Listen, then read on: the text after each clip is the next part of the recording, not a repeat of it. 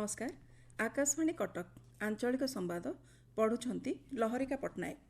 राज्य में भोटर तालिकार स्वतंत्र सघन संशोधन प्रक्रिया परिगणना फर्म बंटन और संग्रह शेष होगा पर आज चिठा भोटर तालिका प्रकाश पाइब।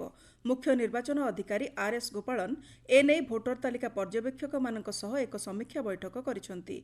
भुवनेश्वर में आयोजित बैठक में श्री गोपालन जड़े भी योग्य मतदाता तालिकारु बाद न पड़िबा पई ठीक समावेशी और त्रुटिमुक्त तालिका सुनिश्चित करने को गुरुत्व देते।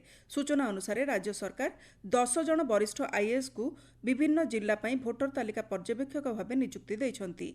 जुलाई 5 तारिख रु अगस्ट 4 तारिख पर्यंत एथि संबंधी दाबी और आपत्ति ग्रहण कराजिबो। एसबुर जांच और फैसला अगस्ट 4 तारिख रु सेप्टेम्बर 2 तारिख मध्य शेष होगा पर सेप्टेम्बर 6 तारिख में चूड़ांत भोटर तालिका प्रकाश कराजिबो। उपराष्ट्रपति सीपी राधाकृष्णन आसंता 9 तारिख में दिनिकिया ओडिशा गस्तरे आसिबार कार्यसूची रही। यह गस्त को सफल और सुचारू रूपे संपन्न करने लगी मुख्य शासन सचिव अनु गर्ग अध्यक्षतार प्रस्तुति बैठक अनुष्ठित होईछि। सूचना अनुसार उपराष्ट्रपति 9 तारिख में भुवनेश्वर कृषि शिक्षा सदन ठारे गभीर समुद्र में मत्स्य संपदर स्थायी उपयोग पर लेटर ऑफ ऑथराइजेशन जातीय कार्यक्रम को शुभारंभ करेंगे। यह सहित उपराष्ट्रपति खोर्धा स्थित जातीय विज्ञान शिक्षा और गवेषणा संस्थान नाइजर 15तम समावर्तन उत्सव में मुख्य अतिथि भाव जोगदेवार कार्यक्रम रही। पुरी रे आसंता 16 तारिख में हेबाकुथिबा महाप्रभु श्री जगन्नाथଙ୍କ विश्व प्रसिद्ध रथयात्रा जोगदेवा लगी राज्यर समस्त पद्म पुरस्कार विजेता मुख्यमंत्री मोहन चरण माझी चिठी लिखि निमंत्रण करिसेंती। समस्ते एकाठी होई राज्यर समृद्धि और राज्यवासी कल्याण पई महाप्रभु को प्रार्थना करिबा बोली मुख्यमंत्री तांको चिठी रे उल्लेख करिसेंती। पंचसखा शिक्षा सेतु संगठनर चतुर्थ कार्यनिर्वाही परिषद बैठक अनुष्ठित हो जाइछि। बैठक में 23 जिलार विभिन्न विद्यालय भित्तिभूमिर विकास पई 7 कोटी 29 लाख टंकार विभिन्न प्रकल्प को मंजूरी दिया जाइछि। उपमुख्यमंत्री प्रभाती परिड़ा देवगढ़ गस्तरे आसी सुभद्रा शक्तिभिजन सम्मिलनी शुभारंभ करथिले। एही गस्त अवसर में जिलापालଙ୍କ विकास भवन सम्मिलनी कक्ष में प्रशासनिक अधिकारी मानकु नै एक समीक्षा बैठक अनुष्ठित होइतिला। प्रत्येक योग्य हिताधिकारी निकट में सरकारी योजनार सुफल पहुंचवा आवश्यक बोली उपमुख्यमंत्री गुरुत्वारोप करथिले।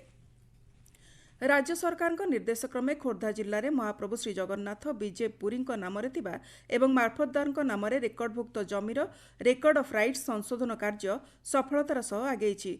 खोर्धा जिलापाल पक्षरु राजस्व और विपर्यय परिचालना विभाग को ए संक्रांत तथ्य प्रदान करा जायछि। माध्यमिक शिक्षा परिषद द्वारा परिचालित ओडिशा शिक्षक योग्यता परीक्षा ओटीईटी आज अनुष्ठित होब। राज्यर समस्त जिले में 311 केन्द्र में 97,150 जन परीक्षार्थी परीक्षा देबे बोली बोर्ड पक्षरु सूचना दिया जायछि।